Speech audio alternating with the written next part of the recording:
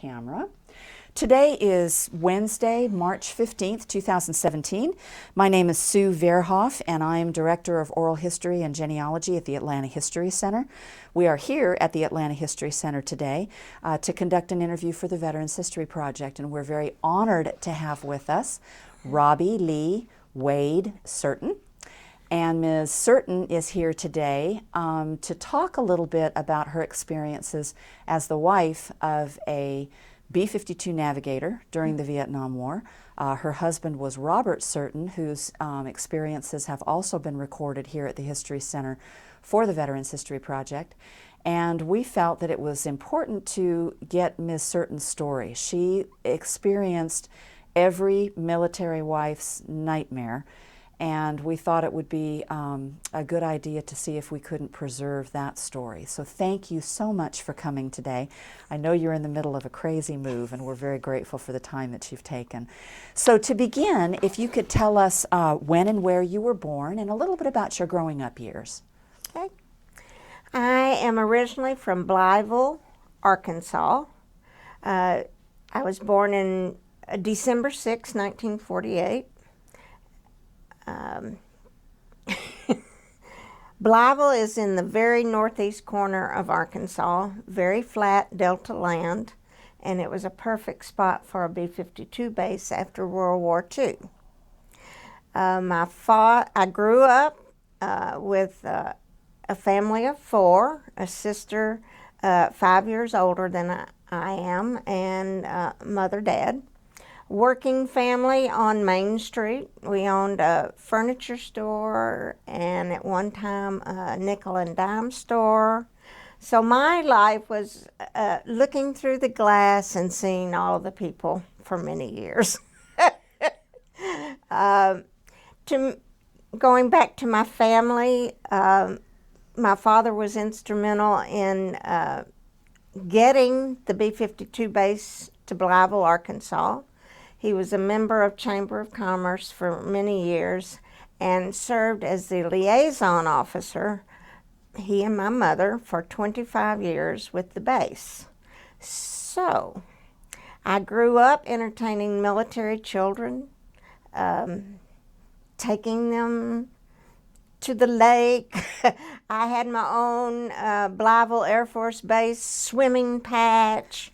We had VIP cards all my life. In some ways, I really was more a military brat as a civilian than most people. Did your father serve in World War II? He served in World War II in the Philippines, right. So, even though I'm from a small town, my horizons were broadened as a child because of all the military family friends. My father was good to the military. He always charged and never changed a very good price for furniture. It was his cost plus 10%.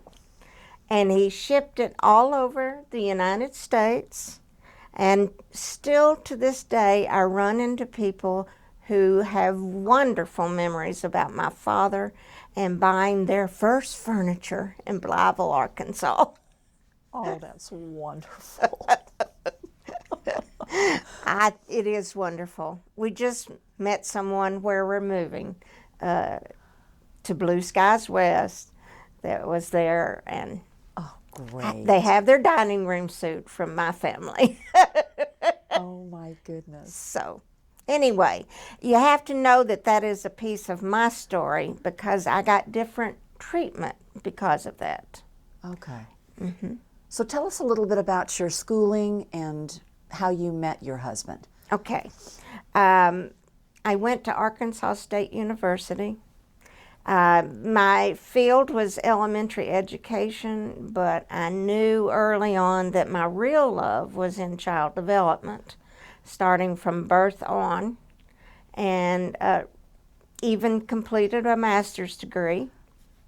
I went home to teach with a new degree after the master's, tearfully thinking that I would never meet anyone, lo and behold did I know that through the furniture store, Robert had already, as a young lieutenant, bought all his furniture at my dad's store, knew both my mother and father, and the salesman that I called Uncle Wally, one day Robert asked him where he would be able to find a woman in Blytheville.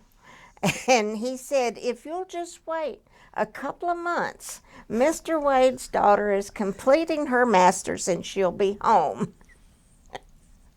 And when I got home, Uncle Wally called me to come down to the furniture store to meet this precious red-headed young guy, and it was love at first sight.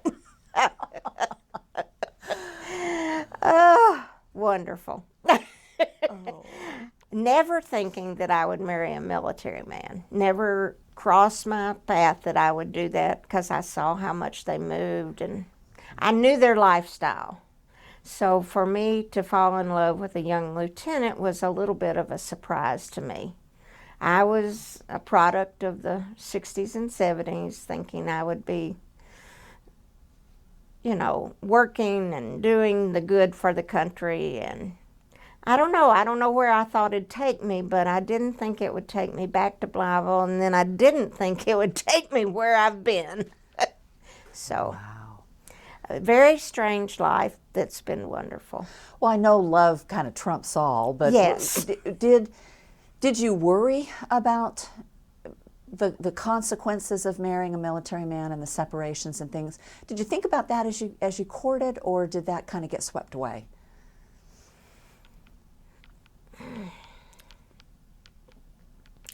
Robert was a true military man. He always believed in the greater good, and if it was his job to fly and bomb, then that's what he was going to do. So I didn't worry about the physical moving of where we might go. I did consider that that death is always a possibility, but I didn't worry about it. And you must know that B-52s were called the invincible bomber. So I was not prepared for the future as a POW wife. That I just didn't have a clue. Wow. No B-52 had ever been shot in the 10-year war span that I knew. He was the first B-52 plane to go down over North Vietnam. Well, tell us a little bit about his when he got orders to Vietnam and what you were thinking and how you felt about that. Well, I was shaken to the core because my mother had a June wedding planned with 500 invitations going out and the whole 9 yards.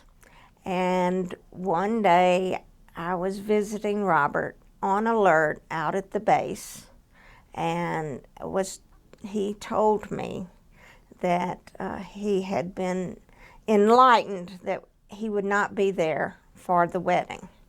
So I had to make a choice. Would I marry him before he went to Vietnam or afterward? I had 1 week. That's all, 1 week to change my whole life. And I did. I made the decision to marry Robert. My parents got in gear and we made it all happen. I invited 2 people to the huge church wedding. 2 people. 3 of the 5 bridesmaids. Much smaller cake. The family church organist. Many things were in place, but I got a much smaller deal, except when I opened the church doors, or when they opened the church doors for me to walk down. The church was at least 100, 150 people because of word of mouth.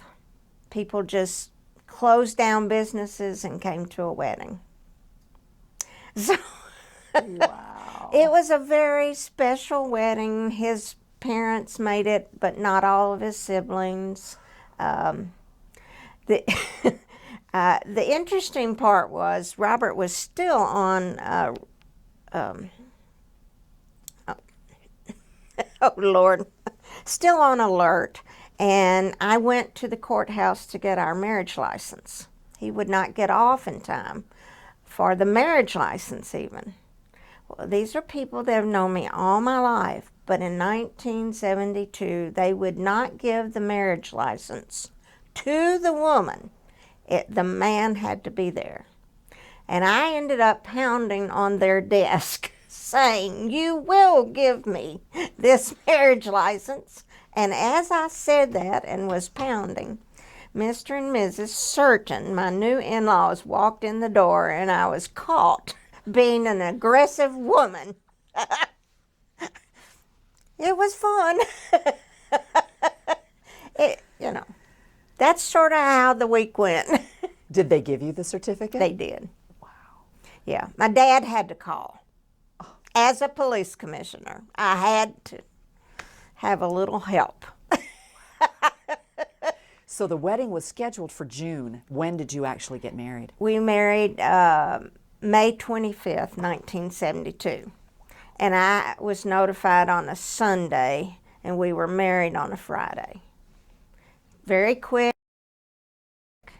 but a very good decision on my part, because as a POW wife, our girlfriend, I would not have known anything. Yes. Yes. Yes. Wow.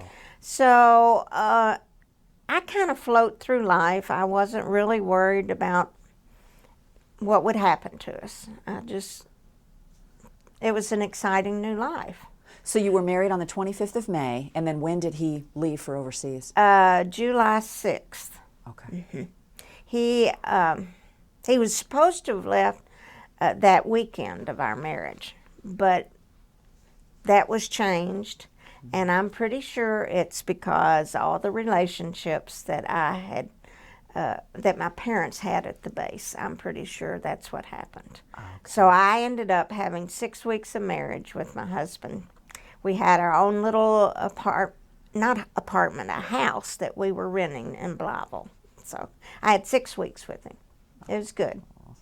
But 6 weeks is not long enough. So he left on July 6th. What was that like?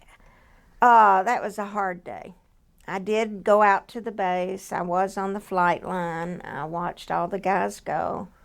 And the base was pretty empty at that point because all the planes, but maybe 1 or 2, had already gone. So it was like an empty base, an eerie feeling, and I didn't know what was ahead of me. Wow.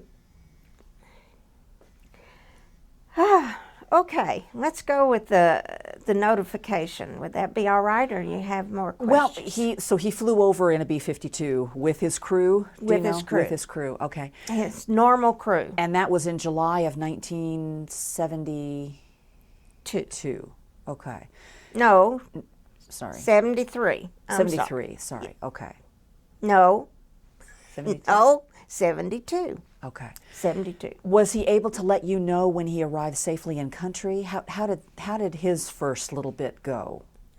It went fine, but within the first week of his being there, and in typical fashion, you had to write letters during those times.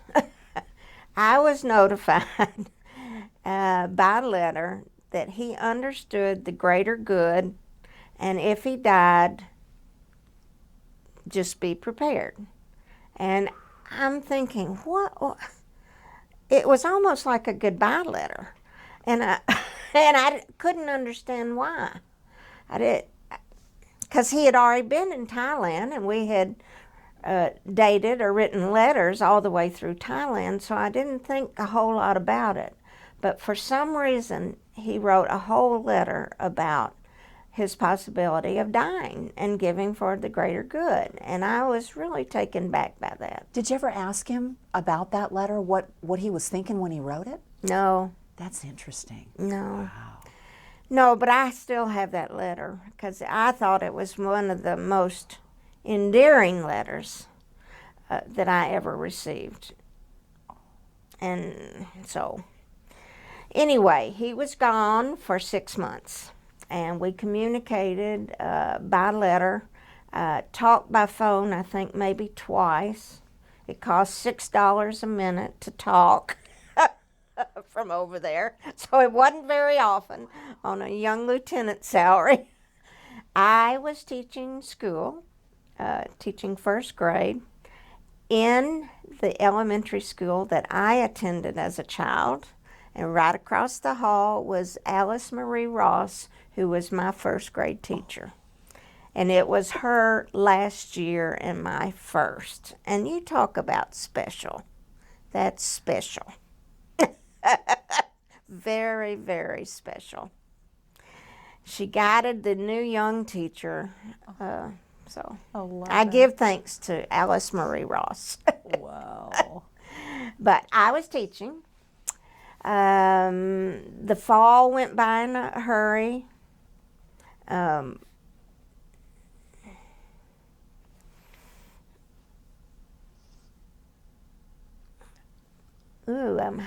Yes, did I get that in the right order? Yes. I was actually teaching kindergarten. I apologize. That year. I taught first grade the year before when we were dating and got married. Gotcha. Then by the time he was shot down, I was teaching kindergarten. Okay. In the same school, but Gotcha. anyway, kindergarten. Well, tell us about that day. I had gone home for Christmas. It was Christmas break, and the tradition in our family was to always have the large meal at lunchtime. My entire life, there had always been a cook. My mother didn't like to cook, so there had been a cook. Did not live with us. We picked up and delivered her home for many, many years, and I only remember 2 cooks in my lifetime. Lizzie, Big Lizzie, and Little Lizzie. So it was Christmas time. It was lunchtime. I knew Lizzie would be having fried chicken on that day. I knew where to find a good meal. So I went home. Well, while we were eating, there was a phone call, and my mother answered, and they asked where my father was. And they said, well, he's right here. We're all having lunch. And Wally, the salesman, said, tell Robert to stay home with you and your wife until the military come to see you. But he didn't, my mother did not tell me that the military was coming. We just knew that I just knew that my dad was to stay home. Well, immediately I felt tenseness. My father had never had more than 30 minutes for lunch in his life. So I immediately quit eating because I knew something was wrong. My mother was in an awful pink work dress, cleaning house, and the tension began to build. So there was a knock on the door, and outside were 2 white-top blue cars. And that's how you know in the Air Force at that time that there was a problem. If you saw a white-top blue car drive up, you knew it was going to be notification of some sort. Well, I didn't have 1 car. I had 2 cars of people. I had a chaplain. I had colonels, base commander, wing commanders. I don't remember the mix, but it was a large contingency of from 4 to 6 people, which is an unusual amount. Normally, it's just 2 people that notify you. So they all trooped in the house. And, of course, they apologized for being there. And Oh, the tension was thick. My mother put her arm around me as they read this letter telling me he was MIA. And my first response was, "You said Hanoi? He was flying over Hanoi? B-52s don't fly over Hanoi. What the hell was he doing in Hanoi?" First time they had ever been allowed to fly that far north in the whole war.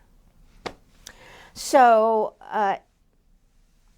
they have to read this letter to you. They cannot just come out and tell you. They have to read it to you. So it was very, it was hard to listen to somebody reading to you, for one thing, because you have so many questions that are running through your head in a very short time period. But you had to listen, so I did. And of course the tears came and the gnashing of teeth and the whole 9 yards. But my notification was so different from other people. Tell us about that. Well, the number of people, for one, the amount of friendship that was already in the room was very difficult.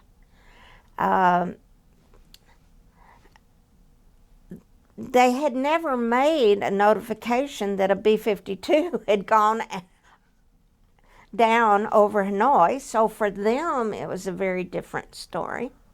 They didn't know how to do it either, you know. It was very strange. So I later, the chaplain pulled me aside to talk to me and said, "I hear your husband wants to leave the military and become an Episcopal priest." Well, I had not told my parents that, because that also had come in a letter, the form of a letter during his 6 months on Guam. I knew he was a very spiritual man. I mean, one minute he had a beer in his hand, and the next minute he could pray like an angel. So I'm thinking, already, who am I marrying? But when the chaplain said to me he wants to be an Episcopal priest, that it was God's will, blah, blah, blah, I just went ballistic. I just absolutely went ballistic, because it wasn't the time to bring up that. Yes, I grew up Baptist, and yes, I believe God's hand is in everything. But to tell me that day that my husband's shoot down was God's will was a little bit too much for me. So my concern at that point was not the other crew members, because I hadn't gotten that far. I was only thinking of me.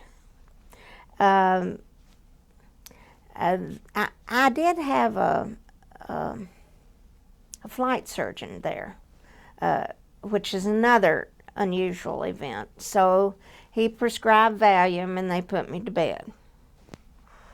Were you able to ask any of the questions that you had? Did you chat with them at all? Not a lot.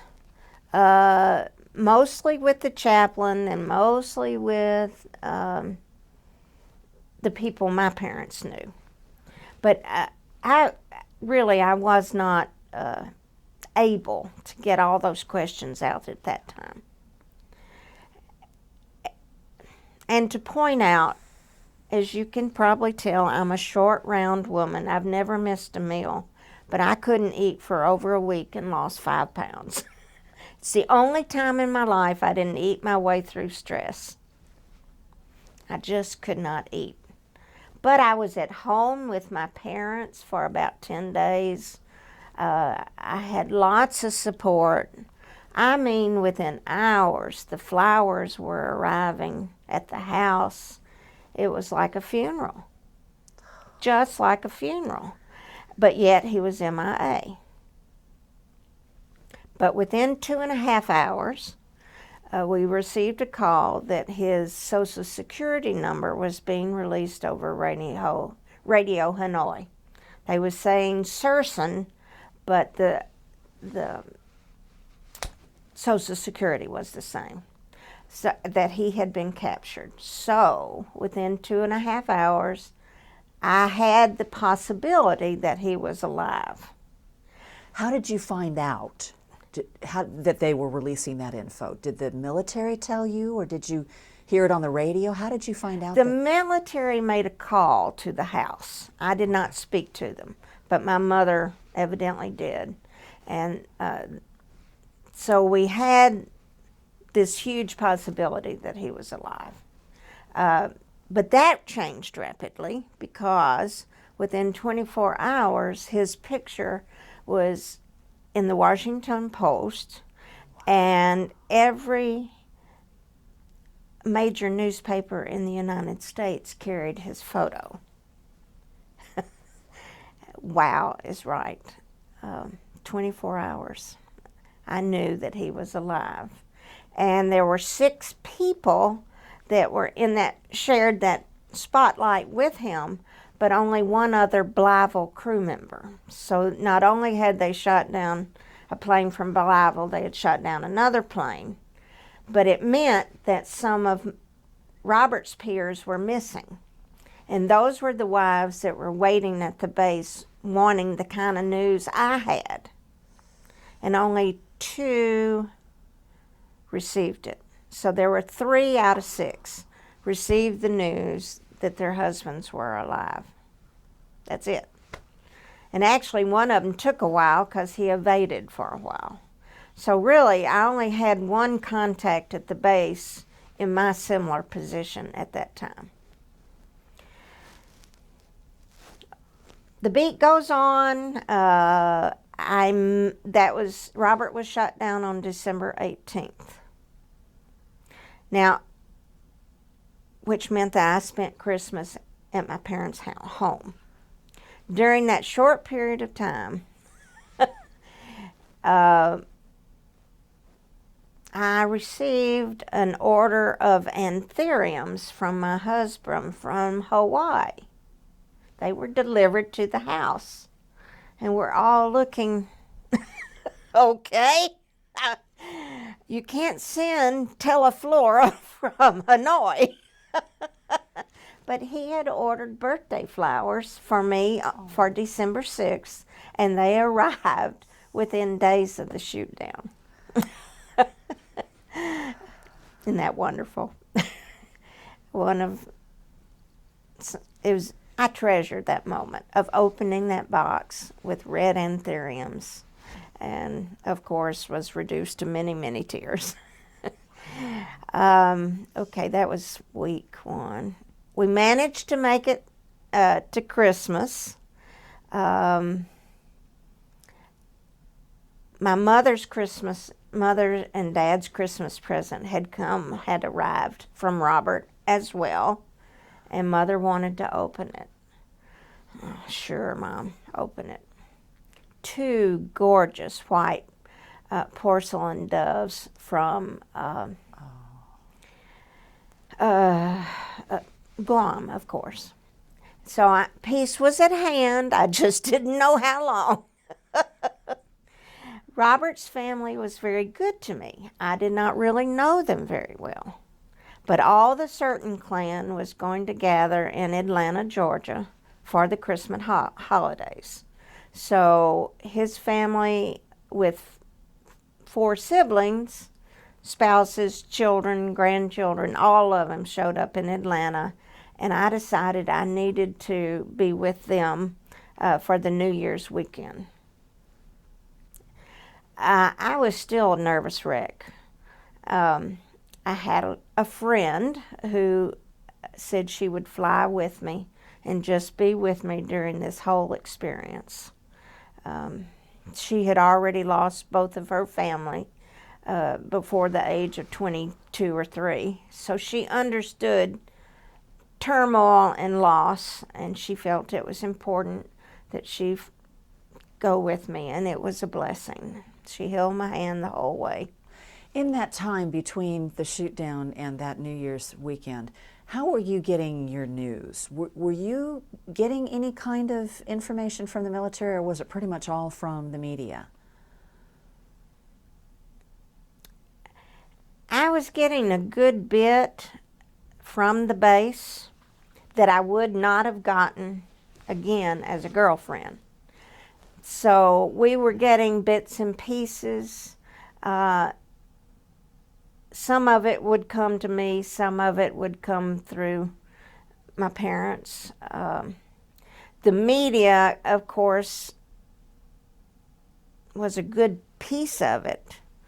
And then by New Year's, when he was actually on TV, and I actually got a private showing of that here in Atlanta that weekend. Tell us about that. How did that work? Robert's brother worked for Price Waterhouse. He knew lots of people here in Atlanta, and they had called him to interview him. Actually, they had called all the Certains to interview all the Certains. And so basically we had where I saw him being not interviewed. He would not answer a question on when his picture was shown on TV. I knew he wouldn't. Red-headed, determined. He had his act together. He had God on his side. He wasn't going to be talking and denouncing the United States. So it was very obvious that he looked both ways for the camera to make sure we all saw that he was all right. The entire family gathered for the showing, and I honestly don't remember the TV station, but we all gathered and did it privately, so I didn't have to watch it over the news, and I was very grateful for that.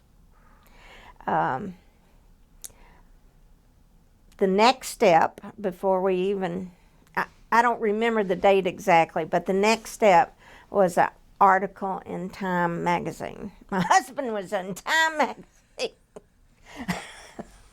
Okay. Here we are, the first week in January, and they reported the differences of our family. Some of them were industrialists, academics, and others were military and financial market. They divided the family, actually, in this article. It was very strange, which that's not like that family. Yes, they were very different, but we didn't argue politics during the Vietnam War. We didn't discuss those kinds of things, but yet Time magazine did. So that was another big piece.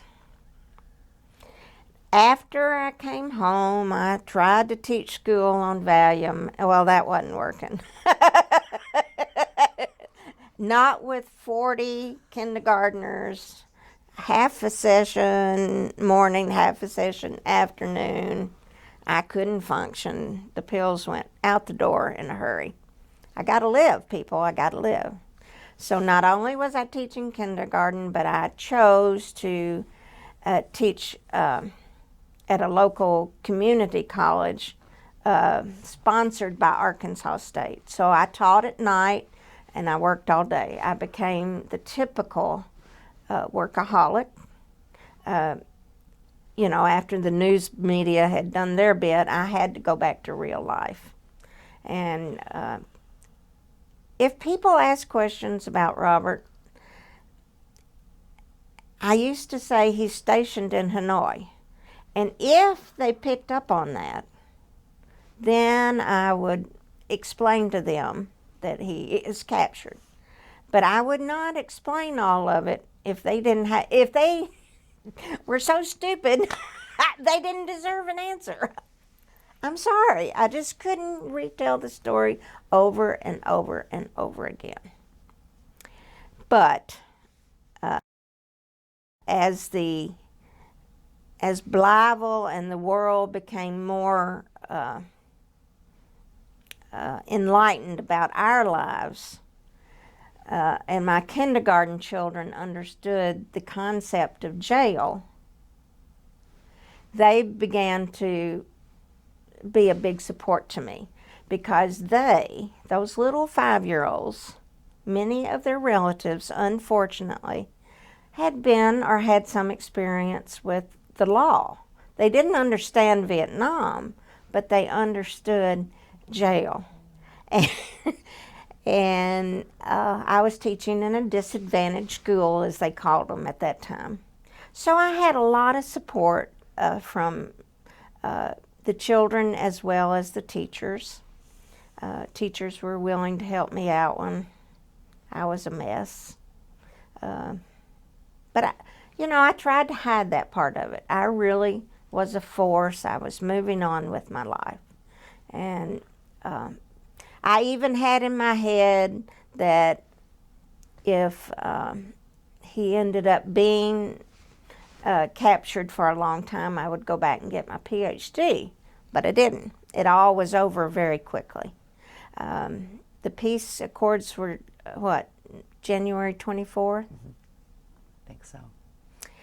1973. So, that was a lot of stuff happened in a very short period of time. Did you get any word from him? No, not at that point. Okay. No. Matter of fact, I only received one 7-line letter from him, which was towards the end of his incarceration. They didn't usually let letters go through. So, did you have I'm sorry. all the rules of how to send a package or how to send a letter to get to your captured husband was a nightmare. And you had to follow it to the T. I mean, to the T. It was really a hard process. Certain candies, certain medications. And then we find out later when he returns, hardly any of it got there. Most of it was opened by Vietnam and eaten or ingested by those who were opening the packages. So I found that to be very stressful, just to follow all the rules and I don't know, it was stressful. Stressful. How do you balance teaching, being a daughter, being of the community, being military, husband misplaced for a while? How do you balance all of that? For instance, even the Blytheville Police Department would send police officers by my house during their nightly rounds. My experience was so different that it's almost hard to tell because I didn't get the typical experience. I got special treatment, is really basically what I'm trying to say. It was because it was a town of 30,000. It was all the military connections of my mother and father.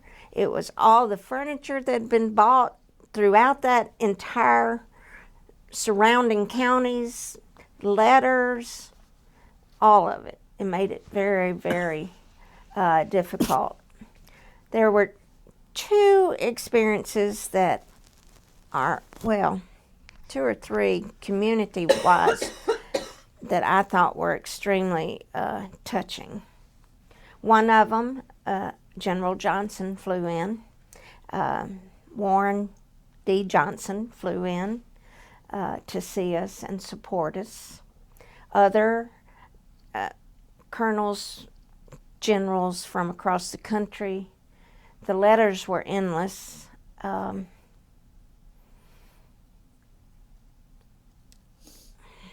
was one. Another was a colonel who, from Blytheville Air Force Base, had known that Robert had been working on a very large manger scene for me at the ceramic shop. Every base has a ceramic shop. So he had poured and painted all of these figures for this manger scene. Those were hand-delivered to me. They flew on a B-52, came home to Blytheville, Arkansas, and brought home a gift that I should have received 2 months earlier. I mean, that's kindness at its best to me. Who would think to do that? And then the letter, when I did receive that 7-line letter, the call went, of course, to the principal's office. That's how you got calls in those days, saying that the post office called the principal's office and said, there's a letter from Robert Certain for Robbie. She might want to come get it. So the principal comes down to the trailer where I was teaching and said, we have a letter. The letter's there from Robert. I'm going to let a teacher take you to the post office to get it. I was a nervous wreck. When we drove up to the post office, there was not a parking space left. Every people that had heard about the letter had shown up at the post office or had stayed at the post office till I walked through the masses of people to get to the postman who handed me the letter, and then I was so anxious I could not open it. So he opened it for me, and I finally said, just read the letter aloud, it'll be fine. There were over 100, again, in that little bitty post office in Blytheville, Arkansas, receiving the news all at the same time. I think that's just, again, a wonderful little miracle of life. So, now, you know they released people by shoot down dates. But the government would always call me and say, I'm sorry to report, but your husband is not being released at this point. So every time there was a release, I would get a message saying he will not be on the plane.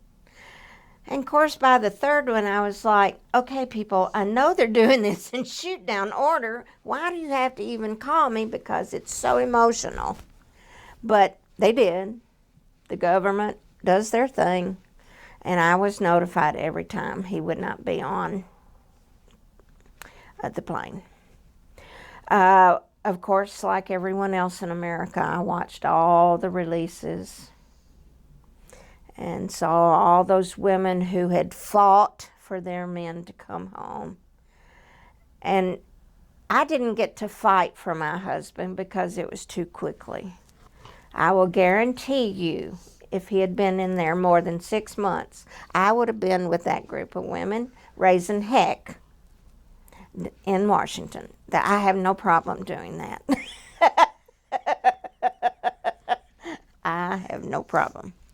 But I didn't have to do that. But my love and honor of those women who had been so strong for so long was a very emotional piece for me. By the release point, we knew that another B-52 guy from Blytheville was captured. So I knew that there were 3 from Blytheville that were alive and would be released.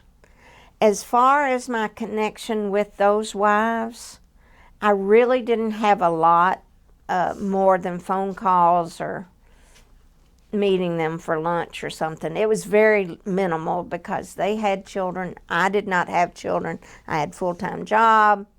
I had a community. They had the base community. I wish that it had mixed a little bit more at that time, but it just didn't. There wasn't time. So that's what was going on there. Okay, let's see. Back to the release day when they finally told me he was coming home. Great news, but in military fashion, I received 30 pieces of paper, orders, because you have to give them out like cotton candy. In order to do anything, to travel to Blytheville, to if I wanted to go to the hospital while I was there, all those things. I had 30 pieces of paper saying who I was and that I was to meet my husband at Scott Air Force Base in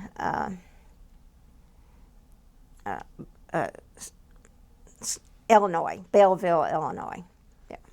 So my first grade teacher, Ms. Ross, had retired, and she took my classes for 2 weeks.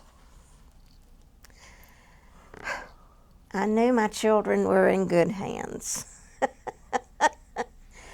Now, behind my back, my assistant teacher at that time had gathered pennies, nickels, dimes, quarters from the children. They were going to buy a corsage for me to wear when I met my husband.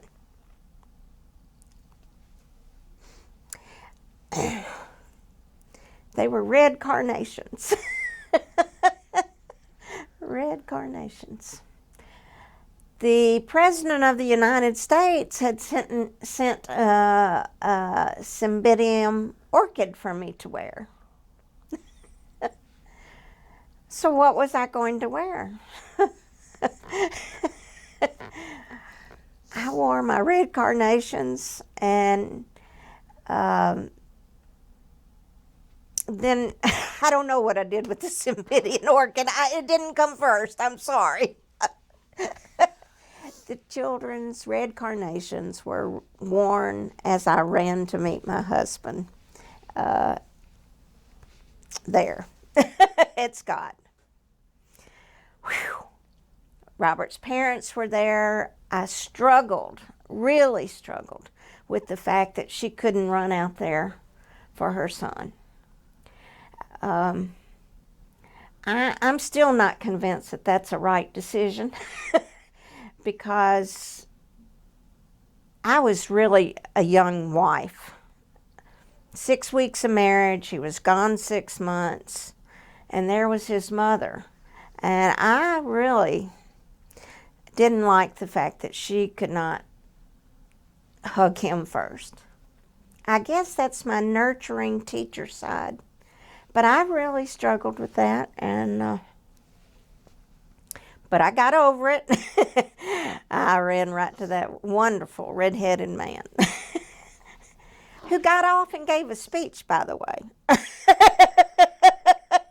I mean, really, Robert is Robert. I don't know how he has many gifts, and speaking is one of them. And so he came off speaking for the group as they were all released in Scott, and then again in Blytheville, Arkansas. So, strange world. Scott was an interesting experience, Scott Air Force Base. Of course, you had the military escorts, and I had a lovely couple that we are still in touch with to this day. And we stayed in BOQ quarters, and they were lovely. Whoops, I almost forgot an important story. I was doing the laundry while Robert was getting all those zillions of physicals and interrogation kind of stuff, or report kind of stuff he was having to give. So I was doing the laundry in the BOQ little washer area. I'll never forget, I was sitting up on the drying counter, or where you fold your stuff. They had no chairs in there. So I sat on top of the table, and in comes the janitor, and he was mopping the floor. So we got into a conversation. Where are you from? What have you done? Blah, blah, blah. I'm from Blytheville, Arkansas. He was from Parkin, Arkansas. And I'm thinking, Parkin? My dad grew up in Parkin and Earl, Arkansas. in between the two towns. They had a family. I really don't think they owned their land, but I think they were renters, farmers, and my dad grew up on a farm. And so as I talked about this gentleman, talked with him, he finally said, "What was your father's last name?" I said, "My father's last name was Wade, Robert Wade." And he laughed, gave a big belly laugh, and he named all of the 5 siblings of the Wade family. He had known the Wade family as a child in a farm on the other side. Now, this is really wild. Really, really wild. Again, I felt that sense of family and connection through this whole process. Family and friends arrived in Illinois. My parents did not come because my mother was beginning to be ill, but my sister and family, part of Robert's family came. Good friends from the base came to Illinois, which they didn't have to do that. They could have waited till he got home to Blytheville, but they didn't. Robert ended up staying almost 2 weeks longer than everybody else at Scott Air Force Base. And as it turns out, they thought he had malignant lymphoma. They thought he had leukemia. Kidney functions and other things were not good. And of course, they didn't tell him that. And he did not tell me that. He only learned it seriously by opening up his own medical records as he was traveling between doctors. So here I was, a few weeks later, faced with the information of, is he going to survive a medical issue? Well, he was and did, and they're pretty sure that it was hepatitis B that was the issue, but there wasn't a lot of knowledge about hepatitis B at that point, and so forth and so forth.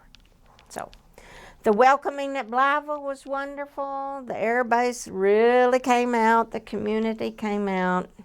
Life was good. My mother had a sign on her front door that said, "Welcome home, sho nuff." Now that's a Southern expression for certain.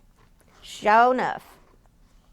It was wonderful. That was quite appropriate in our family.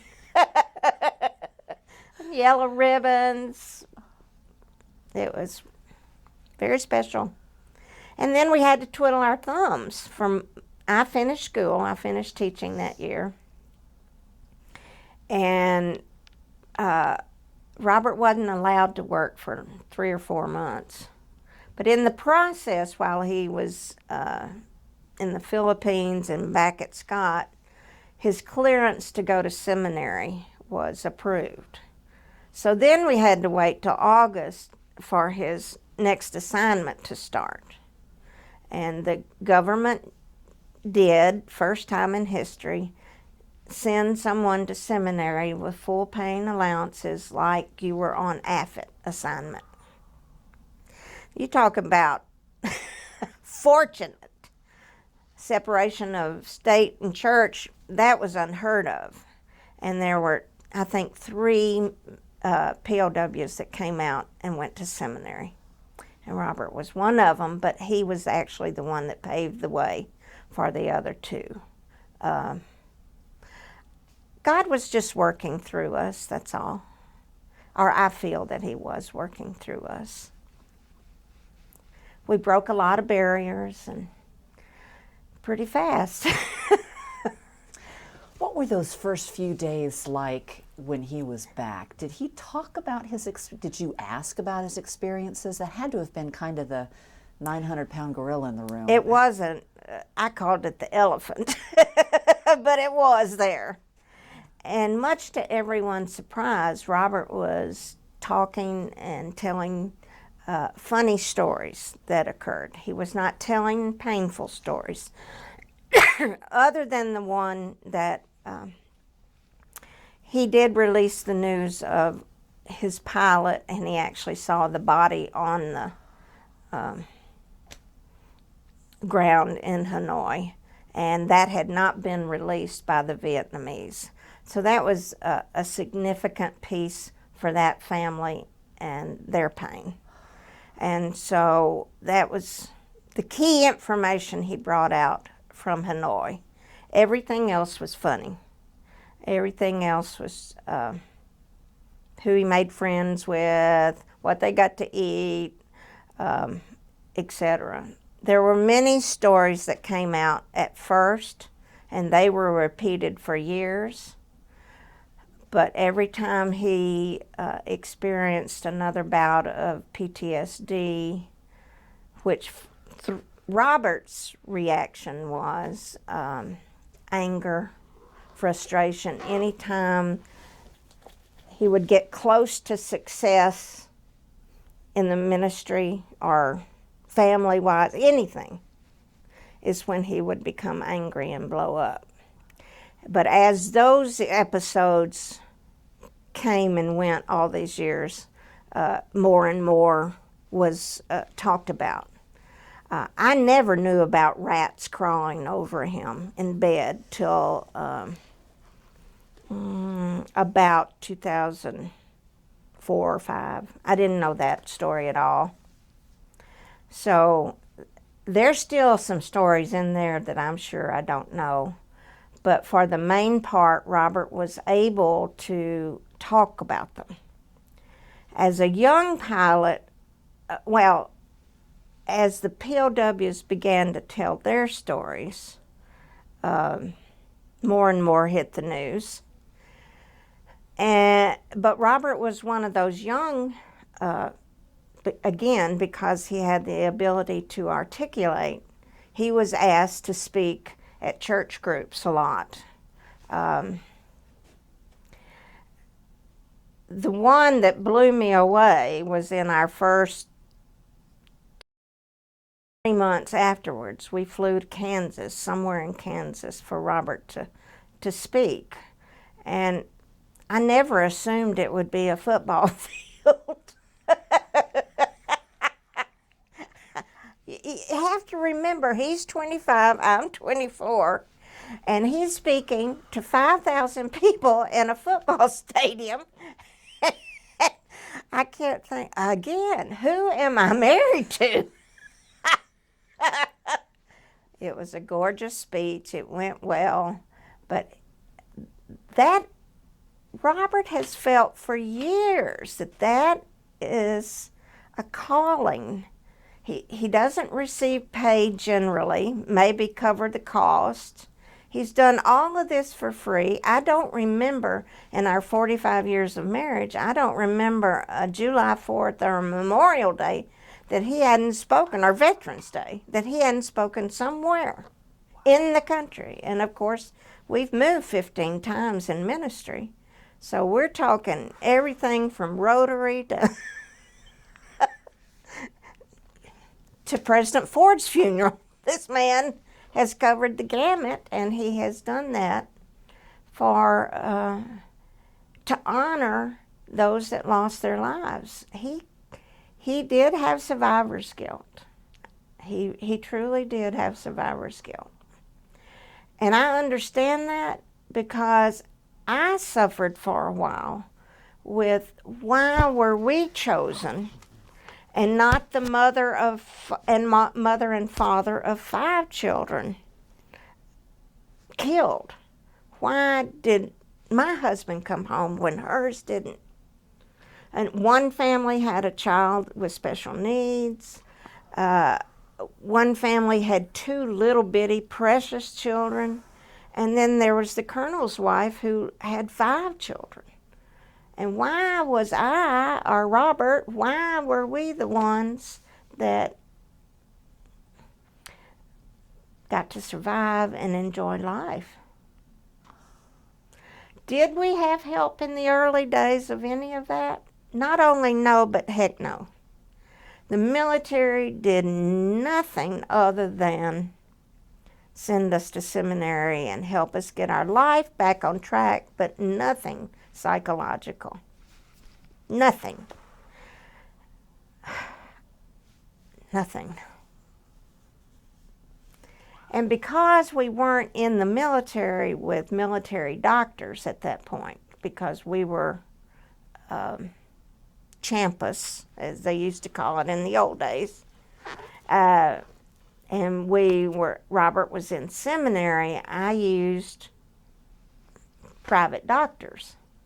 So I don't know if we would have gotten more or not, but we're talking from 1973 to about 2001 or 2 when I was interviewed for the first time about what Vietnam had done to our family as we had grown. So we're talking 20 plus years, 25, 30. And how did that interview come about? Who was that by? That was by some university in Florida, and it was a research project. Some lady flew in to interview me, and it was about the damages, honestly, is what she wanted to know about, how PTSD and stress had affected our family. It was not to help. Right. Yeah. Yeah. Now, the Navy did a much better job with helping integrate all of their POWs. And at maybe 15, maybe 20 years ago, the Navy invited the other POWs to join them in a research project in Pensacola, Florida. And that's when we began to feel a little bit connected. Wow. We did in the early days do POW reunions, but not all of them. But they were very moving, very touching.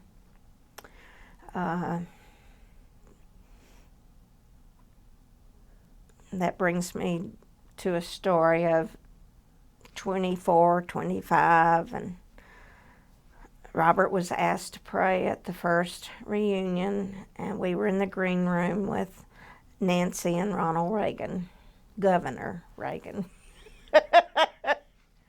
Was I prepared for that? I had on a $10 dress, and Nancy was in a gorgeous red. My dress was fine. I'd gotten it on sale, and it was just beautiful. I also didn't mention the party in at the White House with Nixon. If you are interested in that, I'll back up. But Yes. Yeah. I don't know how you want to handle that. Sure. Okay. Yeah. As I mentioned earlier, our anniversary was May 25th. And Nixon threw a party on May 24th for 1,800 people at the White House. You could bring a significant other, mothers, girlfriends, wives, and we were invited to the White House. We toured the entire White House. We ate in a 3-ring tent out on the White House lawn. The music was fabulous with all the military bands.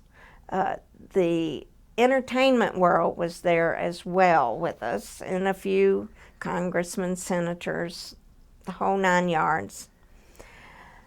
But I'll never forget at the first little cocktail party, then there were several. I told Robert, that's John Wayne. I want to meet John Wayne. So Robert reached up, tapped him, and the Duke turned around, and I saw his buckle. And I like to say I bellied up to the bar with John Wayne. Hi, Missy. His shoulders were as large as any shoulders I'd ever seen in my whole life. That night it rained, and the reason that's a story is I had decided to wear to this event a cotton long lace gown that would represent the state of Arkansas. And of course it was muddy and had to be thrown out afterwards.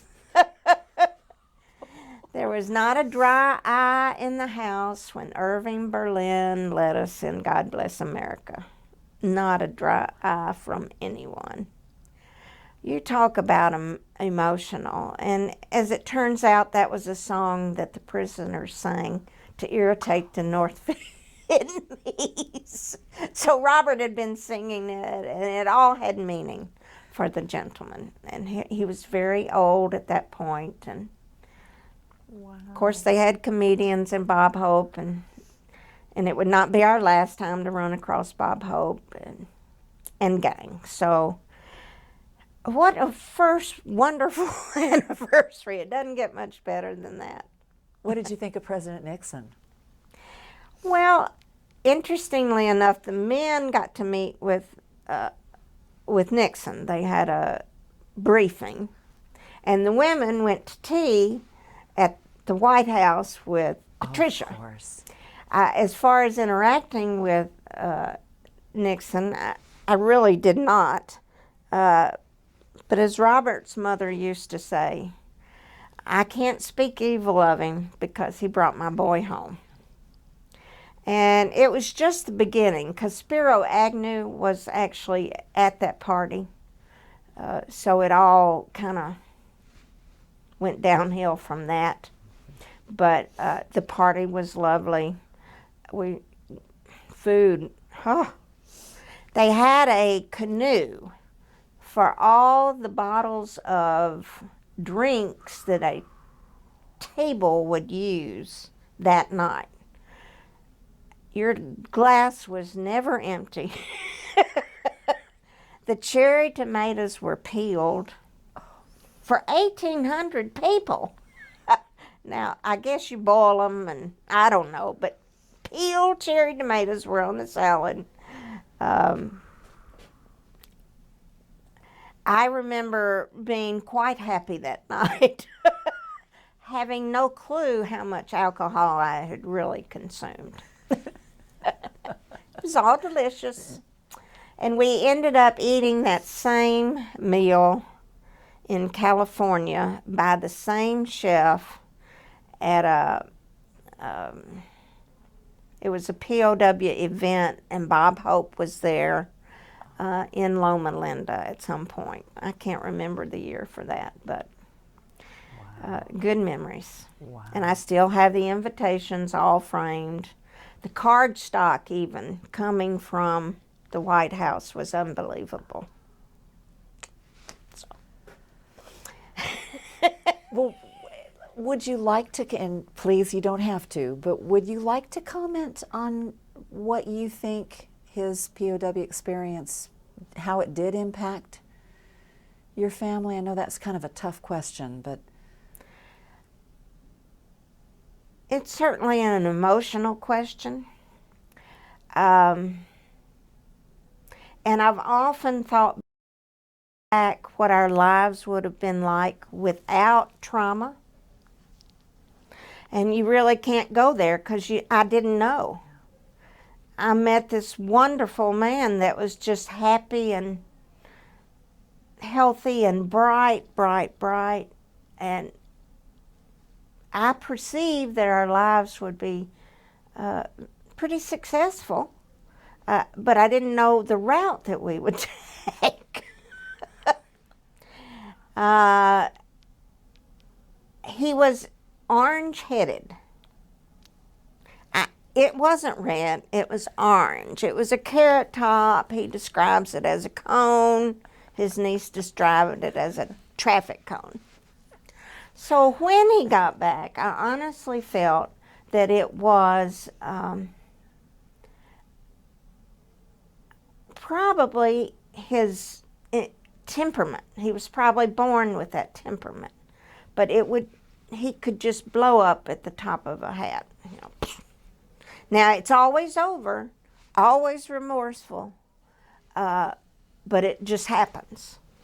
So as far as changing our lives, or being a part of our life for 45 years, it certainly has made some things very difficult.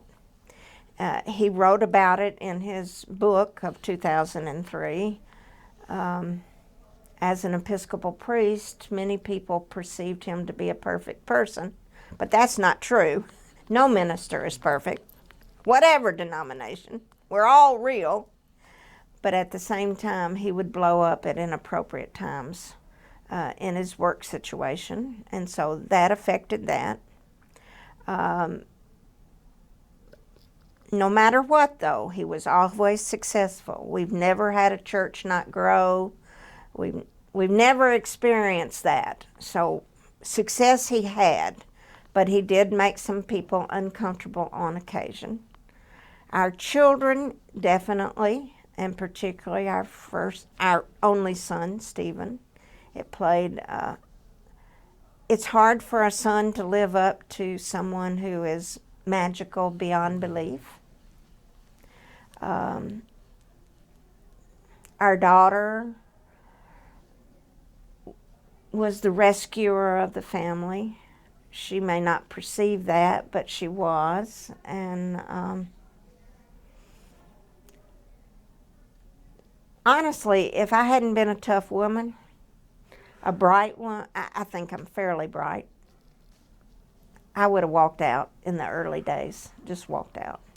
It was stressful too many times, but we're both in love. We both still love each other dearly. There's always more good than bad, always. I want to leave this on a positive note because I really feel that. Could we have lived without those blow-ups? You bet.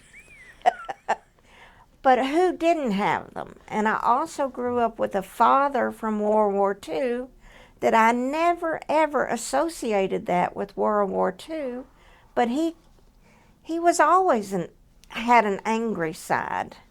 So I wasn't a foreigner to anger, but as a child and as a young adult, as a new wife, I never put it together that it could have been World War II. Personally, my perception at this point in life, war is hell, men come back changed, and you just don't know how that's going to present itself. And I've been very fortunate, a wonderful husband that is loved throughout the country and does so much good through all of his volunteerism in his retirement. What more could you ask for in life? He's a good man. Good man. He's a good man. Absolutely. Wow. And I'm stunned by the fact that at that time there was no, I mean, at least now they're recognizing that these men and women are coming back different, and they just didn't in that time period. And you got no help. No help. Wow. When I know you've heard him speak a lot, what would you say as far as learning more about his experience and what he felt about his experience? Did you learn more from talking to him privately, or did you learn more from listening to him talk to other people about it? More from other people talking. Mm-hmm. He never could really open up to me. As far as he was concerned, he had it much easier than I did because he knew what was happening to him. I've had a lot of medical issues over the years, and I understand that. It's hard for another person to watch when you know what's going on within yourself. And so I can relate that that's how he felt, but I'm not sure it's true. I'm not sure I'll ever know all the truth, but it's all right.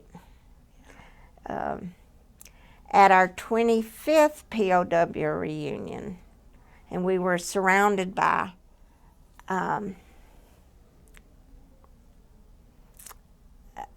the men who lived together in Hanoi. The newcomers were kind of kept away from the old timers.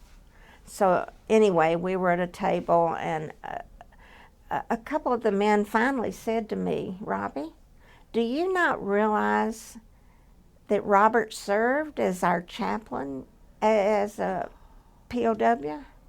He represented faith, religion. He led services for us. I never knew that. Never had a clue. He wasn't ordained. He wasn't anyone but a very faith-filled man, and was able to do that on many levels in the harshness of this experience. And it didn't matter what denomination at all. Had nothing to do with it.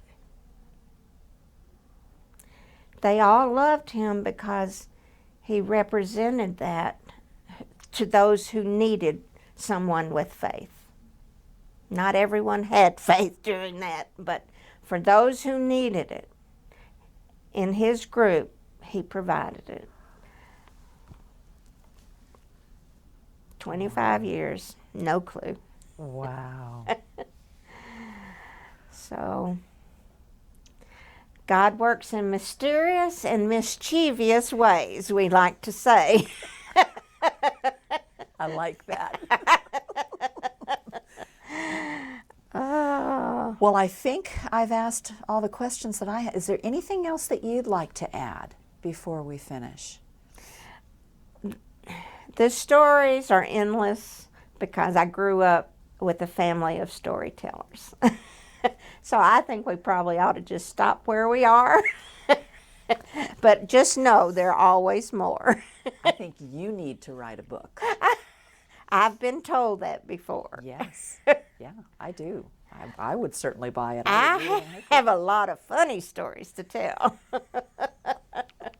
Thank you very much for letting me do this project. Oh, thank you so much for coming and taking the time. And I wish you all the best of luck with the move and your new life in San Antonio and all those lovely sunsets that you'll have out there. Oh my gosh, Yeah, they are it's beautiful. beautiful. Well, thank you so much. Thank you very much.